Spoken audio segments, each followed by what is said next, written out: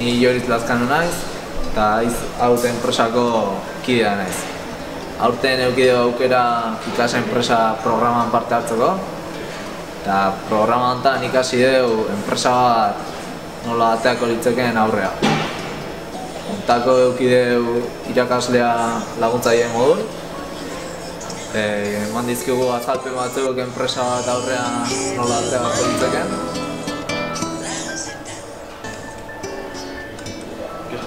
Enpresa bat sortzeko garaian, arazo bat ikusten genuen kotxetan sortzean izotzakin, negun.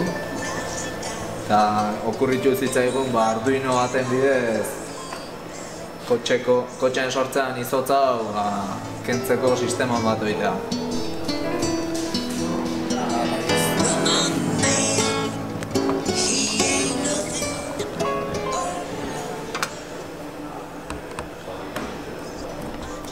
Guk aurrera eta den produktu hau izango litzake.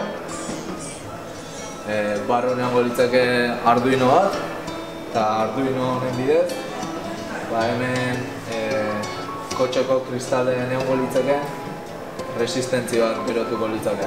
Hontako erabili dure Bluetooth dispositibo bat, eta honekin martxan jarriko genuke Arduinoa, eta gu nahi dugun denbon resistentzia berotiko litzake. Eta esan beharra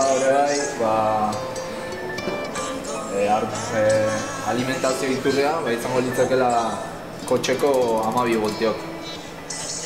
Egongo liekenak honekin xumulauta kotxeko metxeroa izango litzakena. Proiektu aurre atatzeko, esan beharra dago eskolako baliabidek erabili dituela.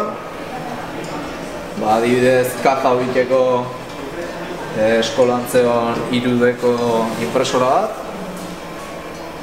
Eta geure